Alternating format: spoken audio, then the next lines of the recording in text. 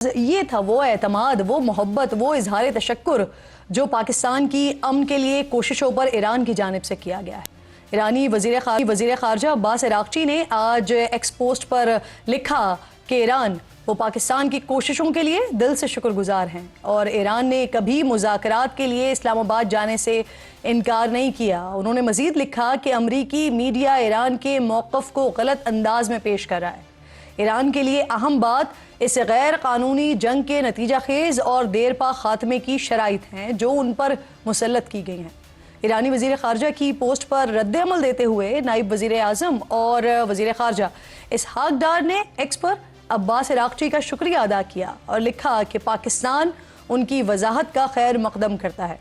یہاں ناظرین آپ کو امریکی میڈیا کی اس خبر سے متعلق بھی بتا دیتے ہیں کہ جس کا ذکر ایرانی وزیر خارجہ کی پوسٹ میں کیا گیا ہے۔ آج ہی صفحے اول کے امریکی اخبار وال اسٹریٹ جرنل کی جانب سے دعویٰ کیا گیا تھا کہ ایران اسلام آباد میں امریکی حکام سے ملاقات کے لیے تیار نہیں ہے، جس کے باعث جنگ بندی کے لیے کی جانے والی موجودہ ثالثی کی کوششیں تعطل کا شکار ہیں۔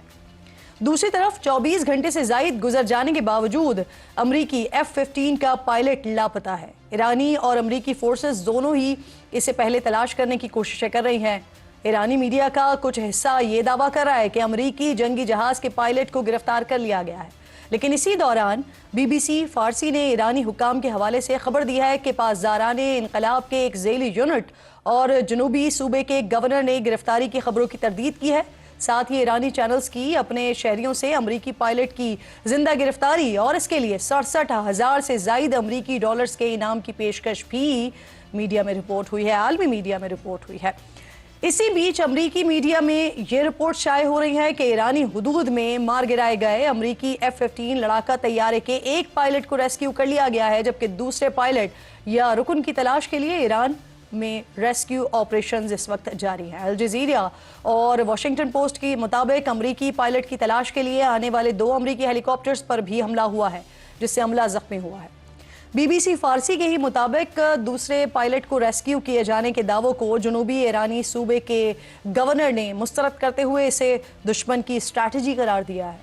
امریکی نشریاتی ادارے NBC کے ساتھ انٹرویو میں ایران میں لاپتہ فوجی سے متعلق سوال پر امریکی صدر ڈونلڈ ٹرمپ نے اسے حساس اور فوجی معاملہ قرار دیتے ہوئے تبصرہ کرنے سے انکار کر دیا، لیکن انہوں نے امریکی لڑاکا جیٹ کے گرائے جانے کا واقعہ ایران کے ساتھ جاری مذاکرات کو متاثر نہیں کرے گا۔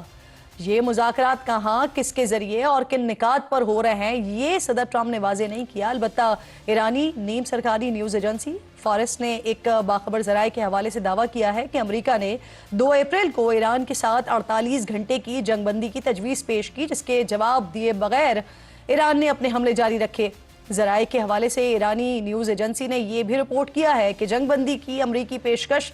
جنگ میں امریکی افواج کو درپیش چیلنجز کے بعد سامنے آئی ہے۔ جنگ میں امریکی چیلنجز اور نقصانات کی بات کریں تو امریکی میڈیا کے مطابق پینٹاگون نے مارچ کے آغاز میں کانگریس کو بتایا تھا کہ جنگ کے پہلے 6 دنوں میں 11.3 ارب ڈالرز کی لاگت آئی ہے، جبکہ جنگ سے ہونے والے معاشی نقصان پر نظر رکھنے والے عالمی ماہرین کہہ رہے ہیں کہ ایران جنگ سے امریکہ کو روزانہ تقریباً 2 ارب ڈالرز کا نقصان ہو رہا ہے۔ دفاعی ساز و سامان اور افرادی قوت کی صورت میں ہونے والے نقصانات کا جائزہ لیا جائے تو پینٹاگون کے مطابق ایران کے خلاف جاری جنگ کے دوران اب تک 13 اہلکار ہلاک ہو چکے ہیں، جبکہ 365 اہلکار زخمی ہیں۔ امریکی نیوز آرگنائزیشن دی انٹرسیپٹ کا دعویٰ ہے کہ ٹرمپ انتظامیہ مشرق وسطی میں اپنے جانی نقصانات کو چھپا رہی ہے اور وہاں ہلاک اور زخمی اہلکاروں کی تعداد سرکاری اعداد و شمار سے کئی زیادہ ہے۔ 2 دن پہلے ایرانی فوج نے جنگ کے دوران 508 امریکی فوجیوں کی ہلاکت کا دعویٰ کیا تھا۔ ایرانی حکام 28 فروری سے شروع کی گئی امریکی اور اسرائیلی جنگ کے دوران امریکہ کے جدید اور مہنگے ترین 2 F-35 جنگی طیاروں کو تباہ کرنے کا دعویٰ کر رہا ہے۔ غیر ملکی میڈیا کے مطابق ایران جنگ میں اب تک 16 امریکی جنگی جہاز اور دیگر طیارے تباہ ہو چکے ہیں، جبکہ CNN کا کہنا ہے کہ ایران جنگ میں امریکہ کو اب تک F-15, A-10, KC-135, E-3 اور F-35 جنگی طیاروں سمیت 7 جنگی طیاروں کا نقصان اٹھانا پڑا ہے۔ امریکی فضائیہ کو ہونے والا یہ نقصان بہت بڑا دھچکا قرار دیا جا رہا ہے، کیونکہ امریکی فضائیہ کا کسی جنگ میں تباہ ہونے والا جو آخری طیارہ تھا وہ A-10 تھا، جو 2003 میں عراق جنگ کے دوران عراقی فورسز کا نشانہ بنا تھا۔ اب سے کچھ دیر پہلے امریکی صدر نے ایران کو آبنائے ہرمز کھولنے اور کسی معاہدے پر پہنچنے کے لیے 48 گھنٹوں کا الٹیمیٹم دیتے ہوئے دھمکی دی ہے کہ ان کی جانب سے ایران کو دیا جانے والا 10 دن کا جو وقت تھا وہ ختم ہو رہا ہے اور اس کے بعد ایران پر قیامت ٹوٹ پڑے گی۔ اس پر بات کرنے کے لیے پروگرام میں میرے انتہائی مہمان ڈاکٹر راشد نقوی صاحب ہیں، سینئر اینالسٹ ہیں، تہران سے مجھے جوائن کر رہے ہیں۔ میں آپ کے وقت کی بہت شکر گزار ہوں۔ سب سے پہلے ذرا ڈاکٹر صاحب ہم اسی سارے سیناریو پر بات کر لیتے ہیں۔ ابھی کچھ دیر پہلے ڈونلڈ ٹرمپ نے اسٹیٹمنٹ دیا، 48 گھنٹے کی بات کی اور انہوں نے کہا کہ آپ فیصلہ کر لیں، ایران فیصلہ کر لے آبنائے ہرمز کے حوالے سے، ادروائز قیامت ٹوٹ پڑے گی ایران پر۔ کس طرح سے دیکھ رہا ہے ایران اس اسٹیٹمنٹ کو؟ جی، یہ 48 گھنٹے کا جو فگر ہے نا، اس کو تو ہم کئی دفعہ سن چکے ہیں پہلے بھی۔ جب یہ جنگ شروع ہوئی تھی 28 فروری کو، تو اس سے کچھ دیر پہلے انہوں نے یہی کہا تھا کہ 48 گھنٹے کے اندر ہم پوری رجیم چینج کر دیں گے، ان کی لیڈرشپ کو ختم کر دیں گے، ایران کو کئی حصے بکروں میں تقسیم کر دیں گے اور باہر سے علیحدگی پسند قوتیں آئیں گی اور پوری کی پوری رجیم جو ہے وہ ہمارے ہاتھ میں آ جائے گی۔ تو اس طرح کے دعوے، گیدڑ بھپکیاں اور جسے آپ کہہ سکتے ہیں کہ بلند بانگ قسم کے جو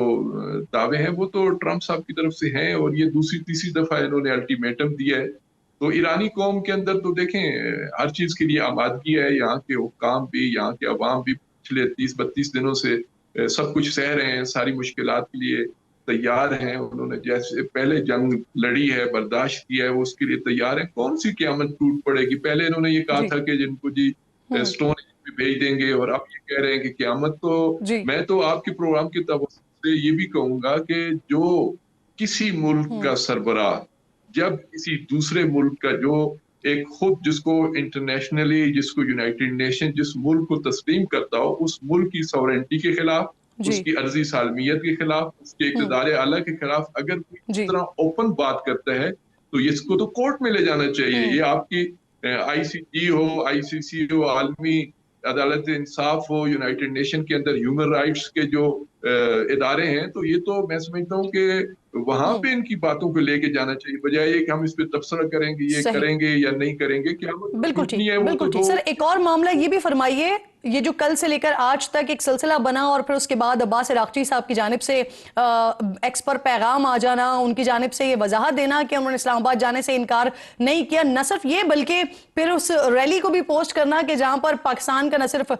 شکریہ ادا کیا گیا بلکہ پاکستان کے حق میں نعرے بھی لگائے گئے، زندہ باد بھی کیا گیا۔ تو ہم یہ کہہ سکتے ہیں کہ بطور میڈیٹر، بطور ثالث، ایران مکمل طور پر پاکستان پر اعتماد کرتا ہے۔